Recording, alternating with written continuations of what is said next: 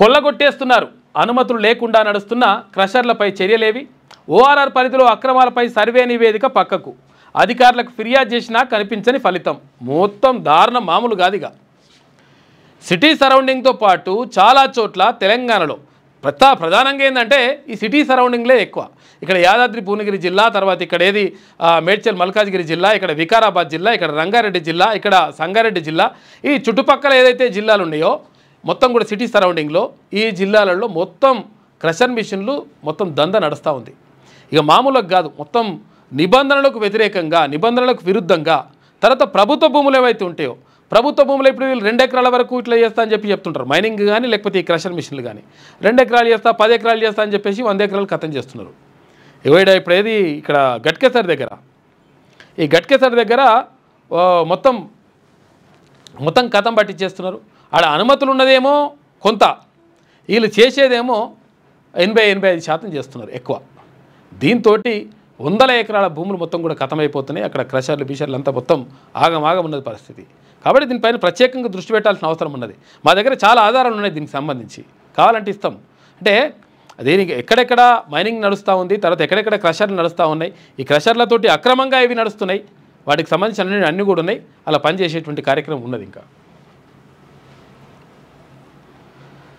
రాష్ట్రంలో పలు చోట్ల నిబంధనలకు విరుద్ధంగా క్రషర్ పరిశ్రమలు కొనసాగుతున్నాయి. ప్రధానంగా హైదరాబాద్ శివారు జిల్లాల్లో యథేచ్ఛగా నడుస్తున్నాయి. ఇందాక చెప్పుకున్నాక మనము 3 నెలల కిందట హైదరాబాద్ ఔటర్ రింగ్ రోడ్డు పక్కకు రోడ్డుకు ఆనుకొని ఇరువైపులా 5 కిలోమీటర్ల దూరంలో కొనసాగుతున్న క్రషర్ పరిశ్రమలపై మైనింగ్, తర్వాత పీసీబీ అంటే పొల్యూషన్ కంట్రోల్ బోర్డు, ఈ పొల్యూషన్ కంట్రోల్ బోర్డు కూడా నిద్రపోతారు, పట్టించుకుంటలేరు. మొత్తం వీళ్ళది కూడా చూడాలి, వీళ్ళ సంగతి ఏందో.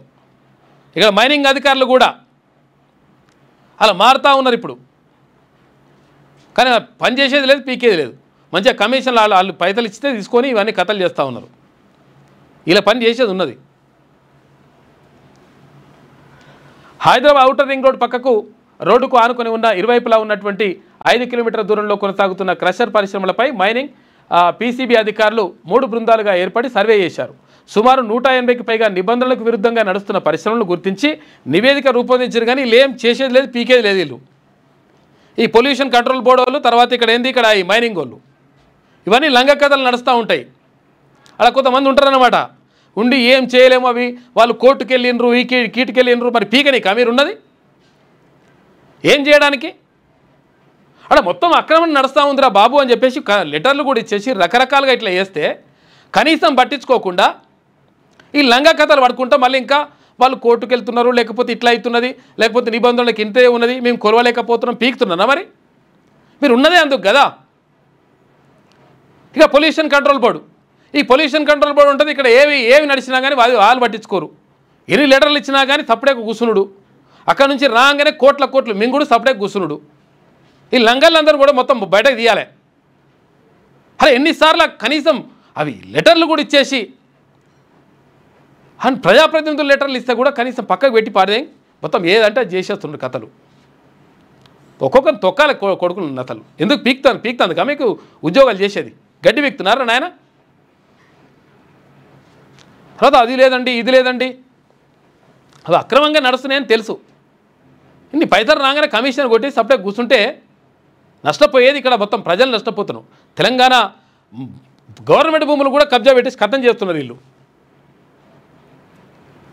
ఇలా పని చేయాలి. ఇక మహబూబ్నగర్ జిల్లాలోని సీసీకుంట మండలంలోని ఓ ప్రముఖ ఆలయం సమీపంలో నిబంధనలకు విరుద్ధంగా పెద్ద ఎత్తున క్రషర్ పరిశ్రమలు నడుస్తున్నాయి. ఇక గుట్టలను యథేచ్ఛగా ధ్వంసం చేసి క్రషర్ చేస్తుండటంతో స్థానికంగా పర్యావరణ ఇబ్బందులు తలెత్తుతున్నాయి. ఇక మైనింగు, కాలుష్య నియంత్రణ అధికారులకు తెలిసినా ఇటువైపు కన్నెత్తి చూడడం లేదు. పీకుర్రాడా గడ్డి పీకుర్రా నాయన మీరు. ఇక ఇటువంటి పైసలు తీసుకొని కోట్లు కొట్టి ఇక ఏమన్నా కానీ మీరున్నదేంది పీకనీకి అమెరికా.